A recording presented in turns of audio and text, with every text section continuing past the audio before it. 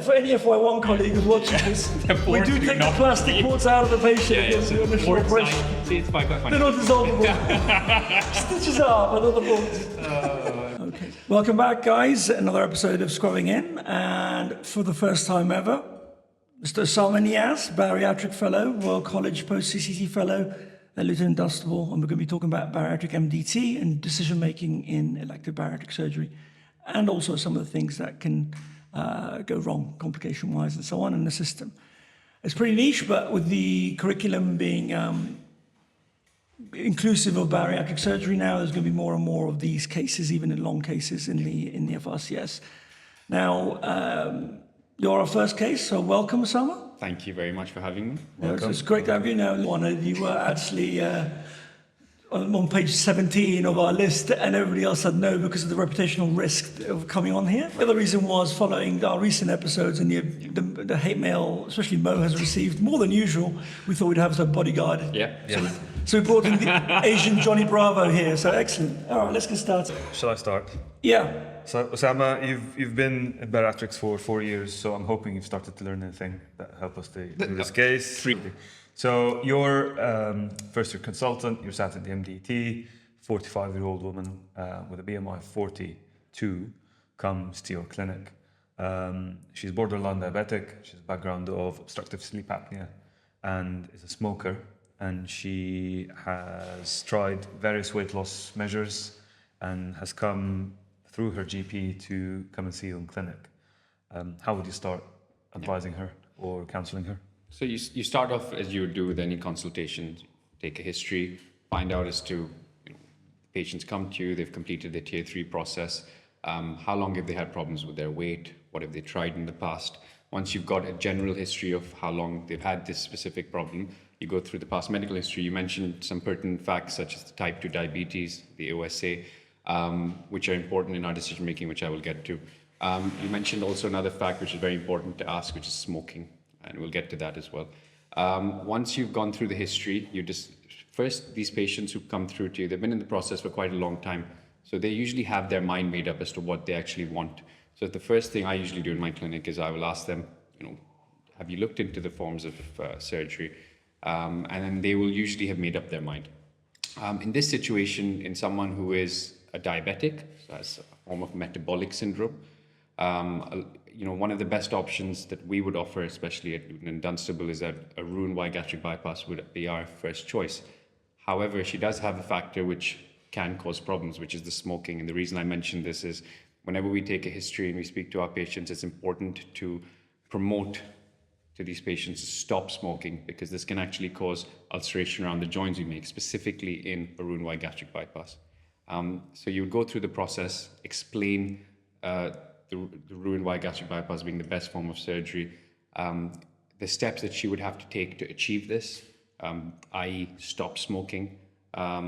Once you've gone through the process, you would explain all the risks associated with it, which would include the immediate risks post-operatively, along with the long-term risks, and we can go through that in a bit of detail later. Good. There's a lot there to unpack, and absolutely right. That's kind of the process. But just to recap, the process, how they got there, is very important. Of course, the tier 3 pathway, which there's been lots of kind of changes around that. But essentially, this is somebody who's already gone through the weight management or metabolic management pathway in terms of seeing a nurse specialist, seeing dietitians, maybe endocrinologist or cardiologist or whatever else they need. And I think the phrase to use in the exam certainly would be obesity-related conditions. Absolutely. Or medical conditions, right? Yeah. And that would be, of course, diabetes, sleep apnea, hypertension, PCOS, polycystic ovarian syndrome, and various other conditions as well. And a lot of these patients will have multiple kind of conditions. Absolutely. Great. So you've taken history, and what in the history, let's say, would you be, because you mentioned Roux-en-Y and you mentioned sleep, because that's the main two, and of course single-anastomosis or mini bypass, which is a really poor choice of words because the risks are the same as the others. Nothing mini about it. Yeah, absolutely. So there are 3 kind of main operations are done in NHS. Bands, of course, no longer done in NHS unless under very special circumstances. Yep. Same with balloons. There are other heavier hitting kind of procedures, duodenal switch or SADIUS. But that's usually beyond the scope of the discussion for most people and requires special funding and so on. So we'll concentrate on those three. Sleeve bypass, what we mean by bypass is Roux-en-Y, and then the OAGB or mini bypass. Okay. Truth be told, most patients can have any one of these three really, but there are some circumstances where you may lean towards one or the other. What in the history would be important, Osamah, that you ask patients? So as you mentioned with the sleeve, which is the most commonly done procedure worldwide, the main thing that you'd want to ask firstly is, do they have a history of reflux? And when you talk about reflux, you want to know what exactly are they on for the reflux? How bad is the reflux? Do they have volume reflux? The reflux present at night, does it cause them to wake up at night choking, for example? Have they ever had a previous endoscopy? Has the endoscopy showed a hiatus hernia? These are factors that would make you think that the patient might not be eligible for a sleeve. And when I say might not, is because just because someone has reflux or hiatus hernia doesn't mean that they cannot have a sleeve. It just makes the chances of their reflux being higher because, as you know, a sleeve is a high pressure system. And due to that, we would try and avoid that. As far as a bypass goes, it's a brilliant operation, as we all know. But the one thing that I specifically ask, and we should all ask, is inflammatory bowel disease. If you have inflammatory bowel disease, that is a contraindication to having a bypass. Right. And we should avoid it in that situation. Great. Okay. So the sleeve part, there's been a bit of controversy recently. It used to be traditionally thought that if 1 in 8 will get, or 1 in 9, depending on what paper you read, will get de novo reflux. So even if that patient didn't have acid reflux, if you give 9 people who didn't have reflux, let's say, or 8 people, and you did a sleeve, then 1 in 8 or 1 in 9 of those will develop a reflux. How severe it is, whether it's well controlled or not, is difficult to know or determine. Now, that's what we used to think traditionally. There are some people who would argue that actually the reflux is largely due to the weight the patient's carrying, and even if you were, rather than a sleeve specifically, and even if you were to do a sleeve in these patients, that actually just by losing weight, their reflux isn't such a problem. So there's a bit of debate around that. But you're right. Generally, you got to tread a little bit cautiously. But it's not an absolute contraindication. Absolutely. For Crohn's, it's a difficult problem because if you have somebody who's got Crohn's disease, they may not have an active Crohn's disease in the area of the small bowel, but it's a long-term chronic conditions. You've got no guarantee that the joint you make, whether it's a mini bypass or a Roux-en-Y bypass, they could develop Crohn's in the anastomosis, and that could be a real problem. You may say, well, what if they've got Crohn's and sleeve? It's just a situation that we came across recently, and that's a bit of a conundrum, and that's what really the MDT is for, to have a discussion, but it's not likely something that's going to be in the exam. Absolutely. Okay, so most patients can have either or. What are the, now let's talk about the things that you have to do, the things that you have to do in terms of lifestyle changes. We talk about smoking cessation, obviously sticking to the program, because we know it's not a case of just having an operation, then you can do whatever you want, really. It's bariatric surgery really works if you have a lifestyle and behavior change associated with it as well. Otherwise, weight regain is an almost certain problem. Yeah. What are the things that we tell patients kind of after surgery that they need to do, whether you have a sleeve, a bypass, or a mini, whichever one? What are the things they need to do? So I'll start with a quote that we all know from a very dear friend, is that bariatric surgery is you're giving someone a car. You need to look after that car in order for it to stay with you for a long time, take you where you need to go. So we're also looking at, and this is perhaps one of the good things about tier 3, is that you need to see how well they've coped with the supervised diet and the supervised weight loss. And so if they manage to stick to those habits and regimen, then that's exactly what's going to happen after the operation. You also need to remind them about the need for supplements, the problems with supplements, the nutritional catastrophes that can happen if they're not keeping up to date with their supplements and their fiber intake.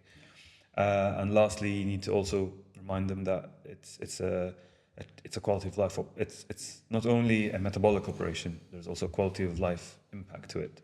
So you need to take longer time eating your meals, you need to avoid sugary drinks, you need to avoid high calorific, low volume meals, essentially, snacks, fast food, things like that, to maintain the benefit they're getting from the operation. So your lifestyle of daily shawarmas will be real short. Daily shawarma is not recommended. It's very important what you mentioned, because a lot of patients used to rely on the fact that it was a restrictive procedure, and as we all know, there's much more to the bypass More and sleeve, metabolic to it. and it's a metabolic operation. So patients can still gain weight post-operatively and failure to actually even lose a significant amount of weight if they don't. I always have a bit of a bugbear on this, on the restriction, because I think it's a real problem because patients get kind of used to that feeling of restriction that over time gets more dulled, that sense. So I always kind of put it akin to, getting a filling done or in your teeth or a tooth that's been chipped or whatever. At first, when you get filling done, you're kind of noticing it all the time. But then after you have the treatment and then for a few months, you don't even remember what tooth it was. And it's the same with the sleeve or bypass or even a mini bypass, whichever operation it is. Initially, there's a real restriction and you can't eat very much at all. But if you're relying on that, then by month 3, 4, 5, and 6, you find out that actually you can eat more. So you think, I must be not eating as much, and the weight loss isn't as good, or they get weight regain. Of course, there are other factors that contribute to it as well. So relying on restriction is a really bad idea. Absolutely. Because it will be your friend in the first few months, but then not your friend in the long term. It's almost like a relationship with Mo, really. But I know you very kindly mentioned tier 3, and I think it might be beneficial to people listening to this podcast for you to just explain the tiers, because I think it's something that used to confuse me even up to quite recently. Maybe I'm quite slow. No, I think you should. I think you should. I think you should do it. I think you should. I get a feeling that neither of you know what the tiers are. So what's tier 1? I asked. I mean, the tier program is obviously a very UK specific thing. That's the first thing we need to say. And it's a long-standing program, shall we say? It is. It's been recently. Exactly. It's been recently revised, but essentially tier 1 is kind of self-propelled. Changes in your lifestyle, Change in diet, lifestyle. exercise behaviour. Tier 2 is when you go to the GP and the GP says, try these pamphlets and leaflets, or you can go try Weight Watchers and things like that. Exactly. Tier 3 is when you actually get referred into an NHS system, which is also dietitian-led, perhaps a psychologist. Again, this is supervised weight loss. Endocrinologist. And may have an endocrinologist, supervised weight loss program. And control of your existing medical comorbidities. You may have to see other specialists, endocrinologists, respiratory physicians, sleep apnea experts. That's in more advanced tier 3. And the ones I've seen is a dietitian standing alone, in control. But holding everyone back holding from everyone the back surgeon's from the office. But that's exactly it. And then tier 3 is your journey essentially for specialized weight management system is the big umbrella.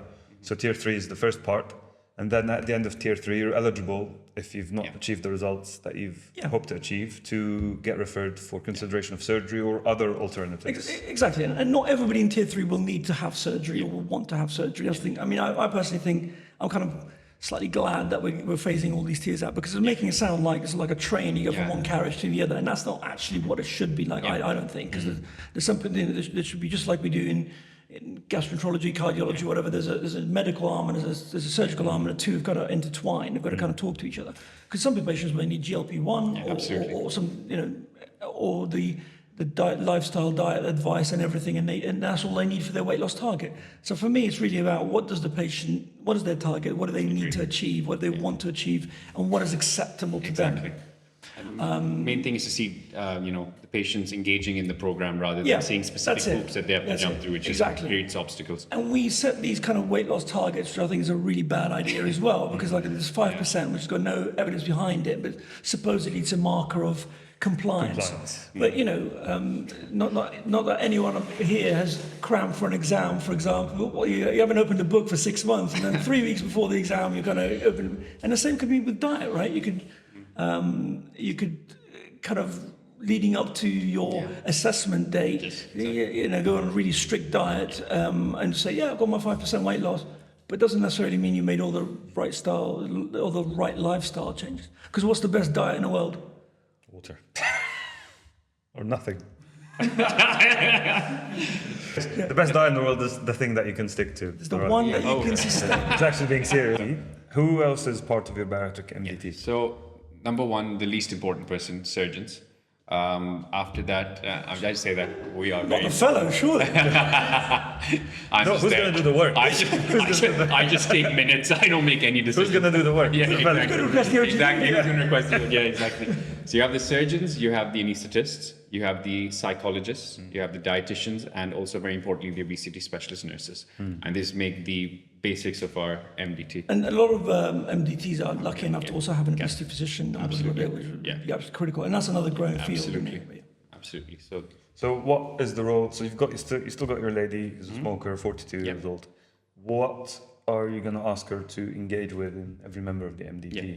So first and foremost, the way that we do it at Luton is slightly different, because when we discuss at the MDT, the surgeon's actually not seen the patient, which is slightly different to other MDTs that you're aware of. From a psychology perspective, which is, I think, probably one of the most important aspects of this, the patients who have had problems or have been living with obesity for a long period of their lives, they do sometimes have underlying psychological problems. For example, they might have anxiety, depression, borderline personality disorders, something we see quite often, eating disorders. And it's very important for the psychologist to go through these to ensure that the patient is not just physically fit to have the procedure, but that they don't have any underlying mental problems that might cause them to have a delayed recovery from the actual surgery itself. And also prepare them for the surgery, because a bypass or a sleeve, regardless of what it is a big operation, and it requires a lot of dedication, as Alan mentioned. It's a big change in life, right? Exactly. It's a big lifestyle change, and there's a lot of stigma attached to it. And some people wrongly think it's the easy option out. It is far from the easy option, I think. And you do lose weight. For example, excess skin, weight regain. These are things that impact patients very differently, and you need to body be image, yeah. exactly body image, and you have to be very mentally strong per se to get through that. And I think that's very important. Obesity nurses are, I think, as important as any member of this team. It's from they've known the patient from the moment they enter tier 3, right? They speak to them, they've formed that professional relationship, and help with seeing the patients after the procedure. As you know, we operate on the patients. We don't routinely follow them up. We have such high volumes that we can't see anyone and everyone. Only people who have problems, we see them. So they see them through the whole journey, exactly. isn't it? And they're point of contact as well. Exactly, So they're point of contact. Central pivotal role. Absolutely. And they do the follow-up if Absolutely. you've done a good enough job. Exactly. So, and in some certain situations, as with previous fellows, I see a lot of their patients in clinic, so it does happen. Anyone in particular, or just the whole gamut? I start, we won't name names. We won't name names, but then is the anaesthetist. When you say previous fellow, there's only one name, so it's pretty obvious. Previous fellows. I said fellows. But then we go to the anaesthetist, who, of course, in this situation, these patients are high-risk patients.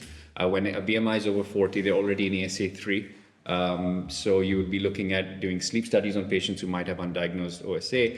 You would want to ensure that their metabolic conditions, whether that's diabetes, hypertension, etc., all controlled. These patients need up-to-date echoes. They need stress testing. They need a lot of things to ensure that the patient is physically fit to undergo a general anesthetic.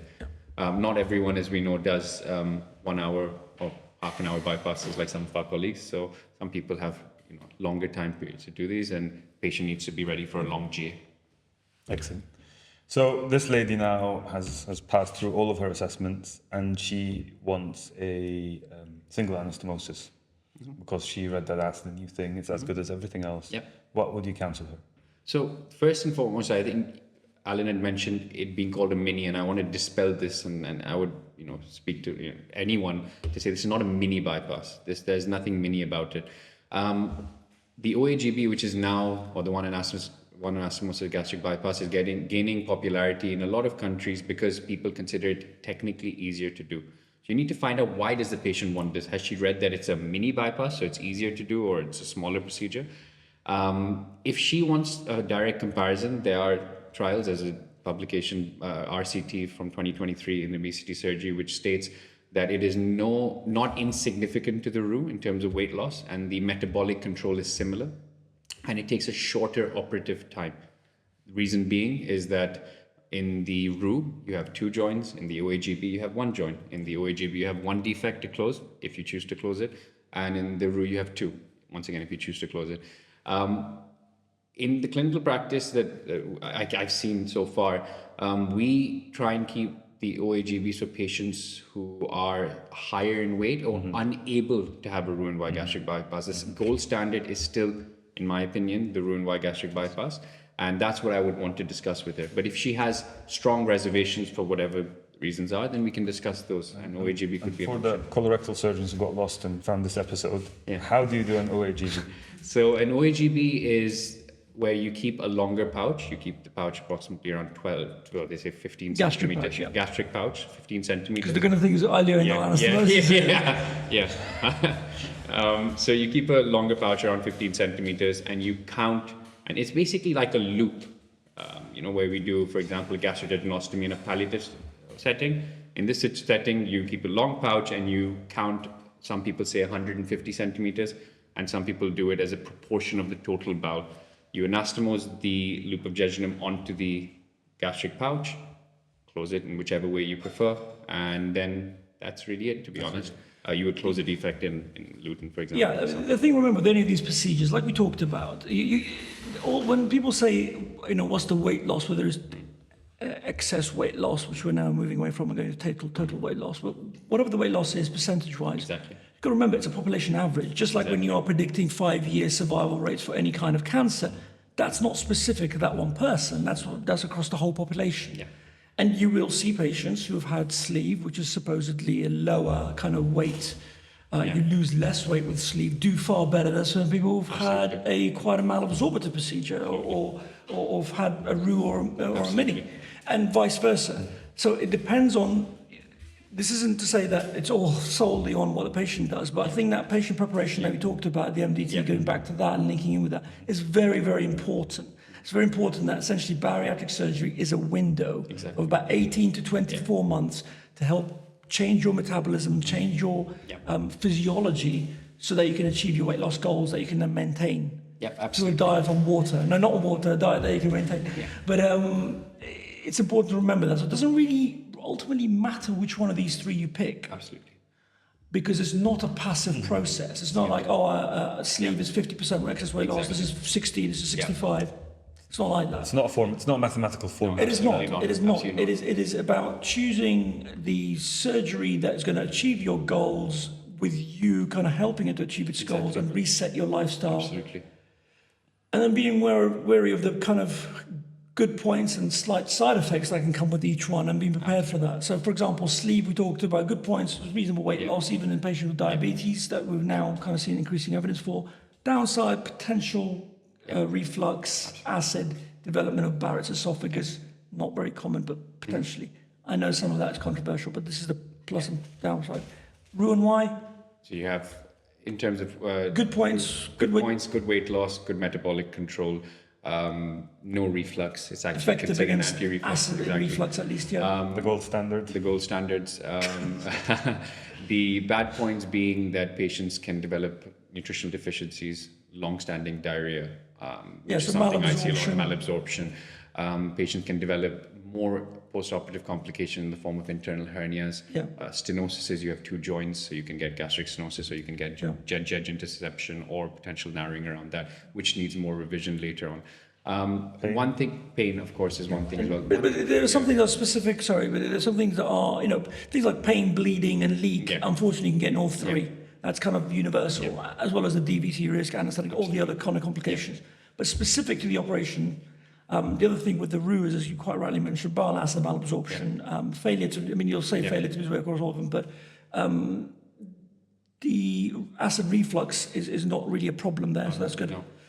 But there are issues like reactive hypoglycemia and dumping syndrome. Absolutely, which are the two main things that you need to be. Dumping syndrome, by the way, of course, just to recap, is when essentially you have a high kind of sugary drink or sugary food without much form that zooms straight through the gastric pouch because it's only 5 centimeters and it hits the small bowel.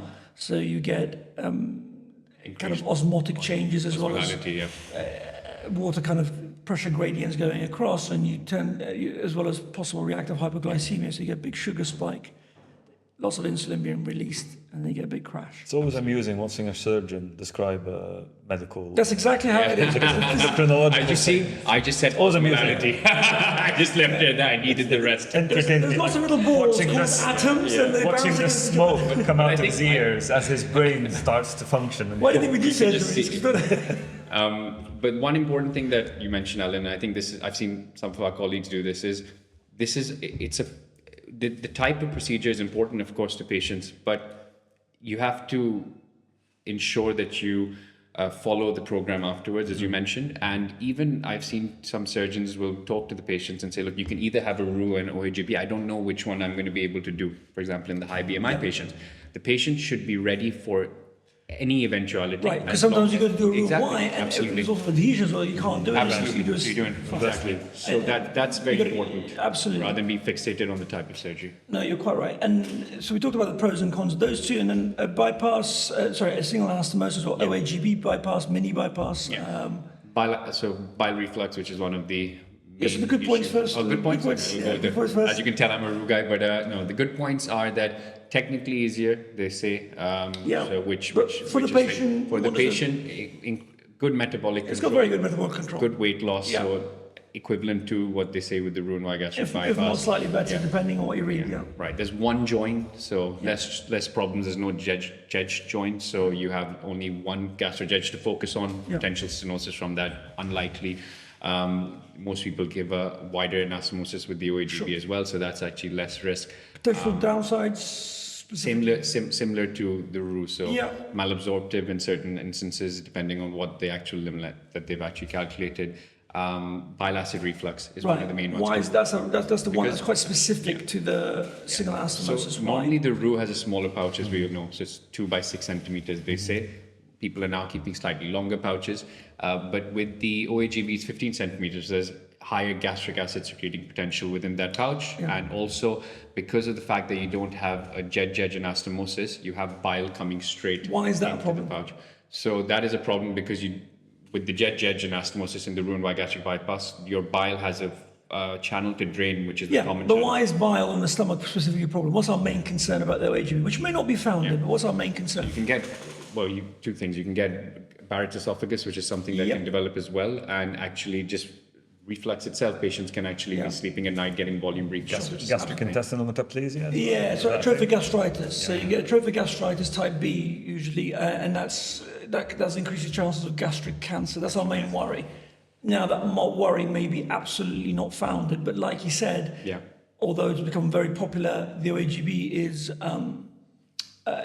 not enough time has passed by for us Yeah, to know if yeah. there truly is a difference or not. We may find next decade or so there's actually not much difference at all. I don't think it's a bad operation at all. I think none of them are really bad operations. It's just like you say, which one you choose. Yeah. For example, you've also got to tailor make it to what the patient wants as well. If somebody can't possibly, they can't possibly consider that actually, if I do get reactive hypoglycemia is bad, that's something I cannot live with, then there's a problem. Yeah.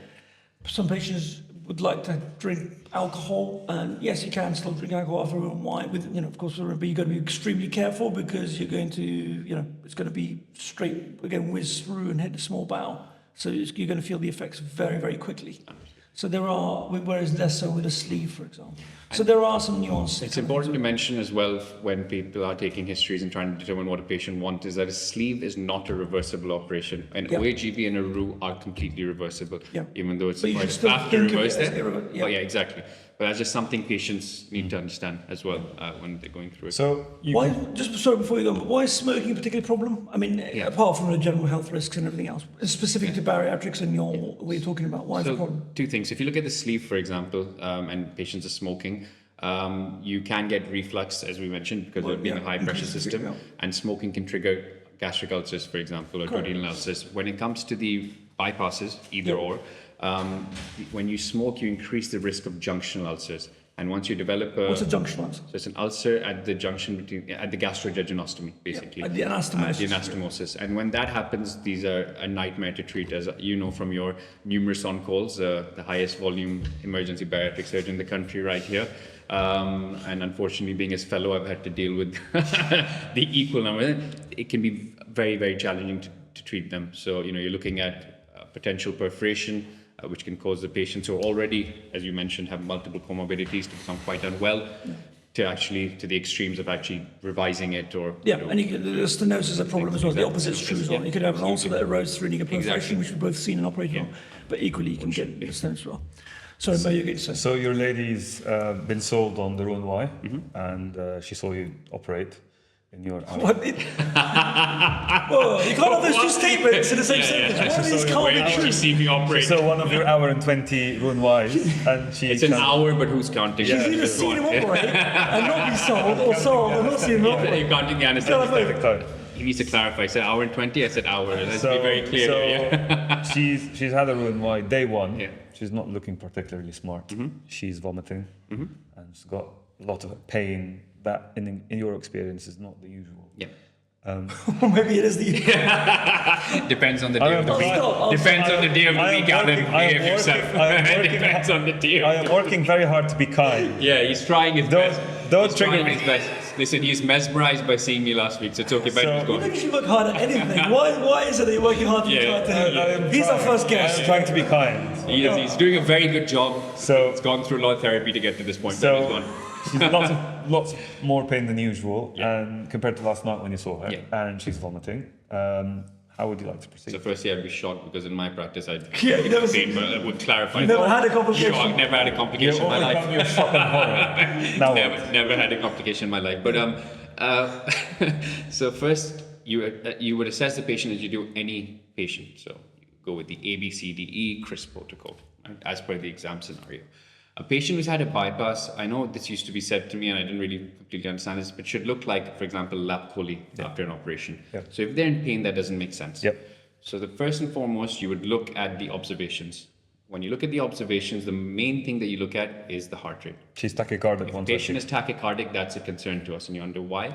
We'll get to that in a second. So you do all the basics, which is ensuring that they've got IV access, getting the fluids on board, ensuring that they've got analgesia, keeping them nil by mouth. But the thing that we worry about most with the tachycardia, especially in a Roux-en-Y gastric bypass, is the Achilles heel of the operation, which is the jejunojejunostomy. You can develop a hematoma, or in different methods can actually cause jej blockage, which can then subsequently cause tachycardia.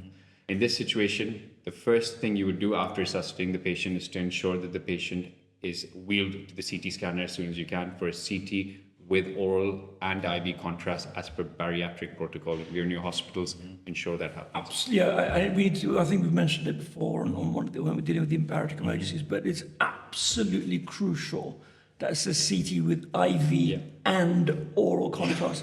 For all colleagues out there who are not in a bariatric center, please do an oral contrast from the get-go. Okay, don't worry about things leaking to the abdomen. We can deal with that because there's a hole big enough to deal with it. They're going to theatre to have it washed out anyway.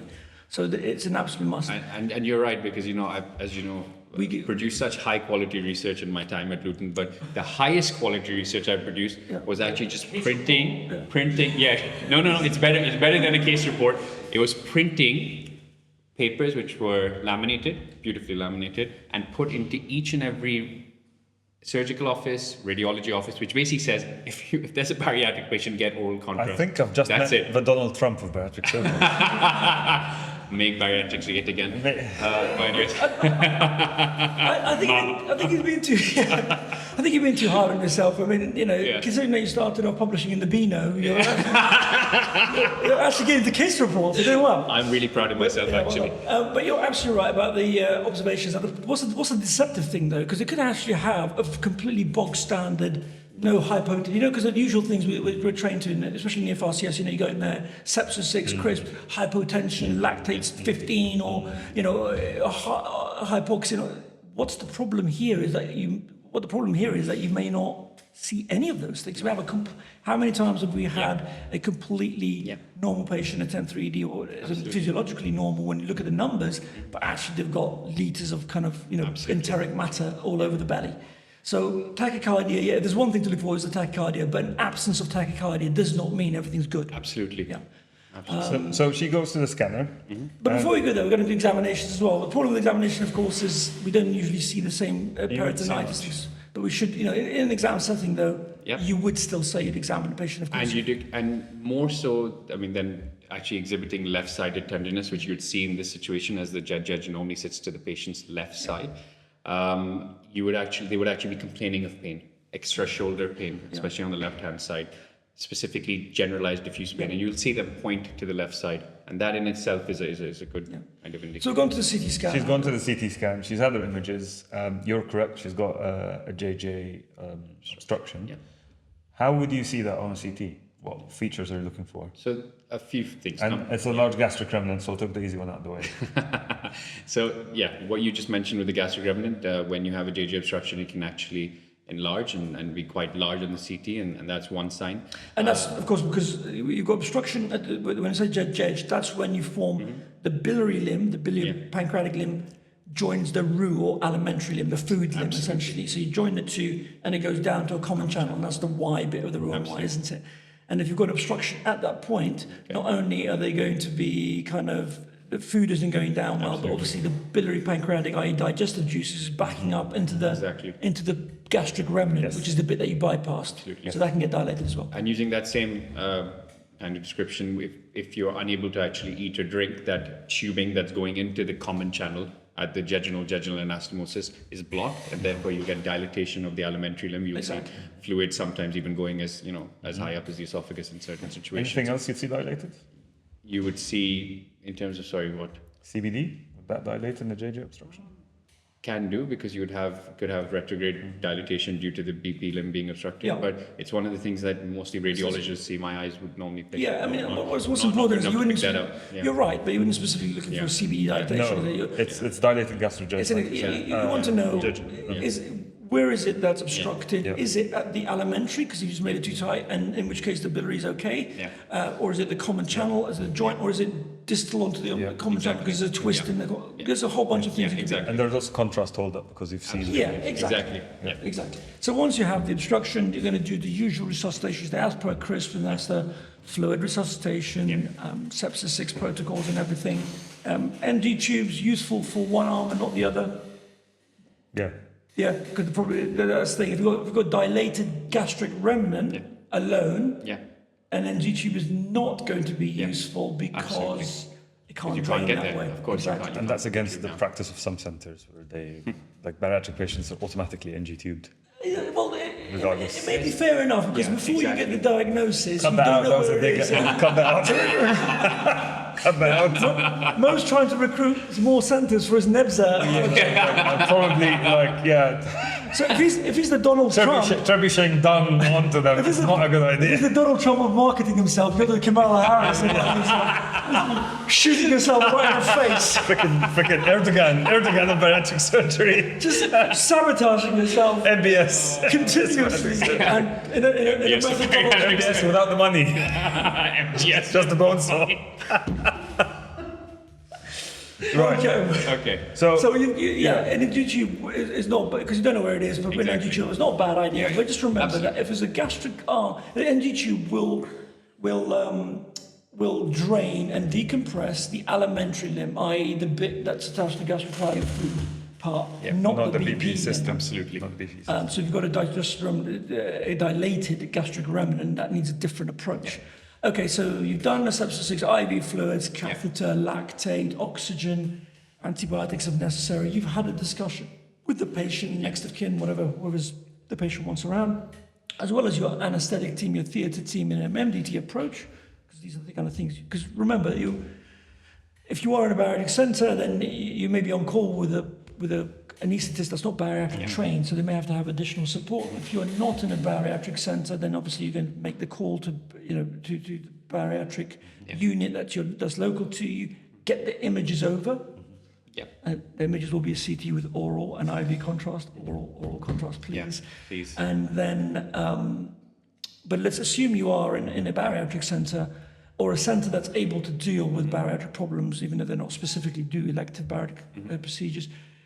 What's our approach going to be, Osamah? When we're going to theatre, consent, MDT team, we've alerted everyone, patient has signed a consent form, knows what's going on, catheter, NG tube, all those things are in place. We're going to theatre, what are we going to do? Position the patient. Yeah, of course. So you you position the patient in the way that you do in your bariatric center. So We, for that's- example, in this Again, situation, for split leg, for example. lost colorectal surgery. Exactly. So, Yeah. so How would at our you- center, we do a split leg approach where you stand between the not all legs. do, yeah. Not all do. Some people stand to the patient's right, as Mo mentioned, one of his favorite centers. Anyways, They stand on the left. Oh, okay, yes. no, patient right. But once you've done that, you obviously prep drape the patient Yeah. as you would do. In this situation, all the ports are already there. So, you should just use. So what he means is the ports are still not there. The incisions are. Hold on. So Depends on he's the done day this of a the few week times again. before when he's done the ports here. Depends on the day of the week again. port The sites. incision, the The port port sites are there. So you do a blunt. It shows the level of your confidence in your own operation. Yeah, You need the ports there just in case. just a disclaimer. It's such a quick way of doing it. I'm just, you can just go straight back in, guys. Just a disclaimer for any FY1 colleague who's watching this. The We ports do do take the not plastic need- ports out of the patient Yeah, against so the initial port operation. site- See, it's quite funny. They're not dissolvable. Stitches are, but not the ports. Right, so Sorry, the port yeah. sites The are still incisions present. are there, Yeah, the incisions are still there. You would open up these incisions, use a blunt approach, and go in. And once you do that, you do a laparoscopy as you do standard. You would get the liver raised up again, have a look at the gastrectomy, work to the area. So, just because you think it's a jej obstruction on the CT doesn't mean you ignore everything else. So Something else you do a systematic approach where you have a look around the abdomen, you look at the Stage gastrectomy. diagnostic laparoscopy going by Exactly. methodologically. Yeah. And then you get to the issue at hand, which is the jejunojejunostomy. In this situation, what you'd want to look at least the algorithm that I use in my simple brain, is you've got two parts of bowel coming in, which is the BP Two limb limbs, yeah. and the alimentary limb, which then form the common channel. Yeah. So you have to see where is the blockage. Is the blockage at the point of the alimentary limb? Is the blockage at the point of the BP limb? If the blockage is the point of the alimentary limb, then and you've opened up the jejunojejunostomy, you've had a look, and there doesn't seem to be any obstruction at the BP limb, then you can actually do a downward fire of the stapler and increase the size of the anastomosis and stitch it closed. However, if the obstruction is at the level of the BP or the insertion of the BP into the common channel, or the jejunojejunostomy as it's called, then you have to revise the Yeah, anastomosis. absolutely. So it depends where it is. If you've got a slightly narrow kind of food channel, exactly. the alimentary or roux, as it's called, limb, and the way to know that is, of course, you've got to trace it down, isn't it? You've got to find a gastric paroxysm. Absolutely. You need to run all the limbs, right? You need to find out, because you've got a Y configuration. You've got two limbs coming in to form a third one, which is the tail of the Y. And you've got to find out where the obstruction is. If it's just in the food one, i.e. the alimentary, then and it's just a bit narrow, then you can fire another stapler, open it up and fire another stapler to make it wider. Absolutely. If, however, it's at the meeting, i.e. at the common channel where they join, or in the BP one, then you've got to take it down and reconstruct Absolutely. it. Fine. How you reconstruct that's up to you. Just use staplers alone, stitches alone, bit of both, doesn't matter. So and it's important as well, if you are reconstructing it, and this is what I was told, is that if you're completely reconstructing it, you do alimentary to the common channel, so the food channel to the common channel, and then you would plug in the BP below that anastomosis. Yeah. F-shaped rather than Y-shaped. Yeah, the way to look at it, because I think it can be I certainly, before I embarked on bariatrics and early on in my training, I always found it quite confusing actually, because I think mainly it was because lack of exposure, but also, there's lots of these configurations where they're coming from. The way to look at it is essentially you've got two in a Roux-en-Y, and we selected Roux-en-Y for a discussion case because that's the most confusing of configurations, because the sleeve's pretty straightforward, isn't it? It's a long, thin tube that continues from esophagus to duodenum. You hope sometimes, yes. It should not be disconnected, but but that's why you leave the ports in, so you go back in. There you go.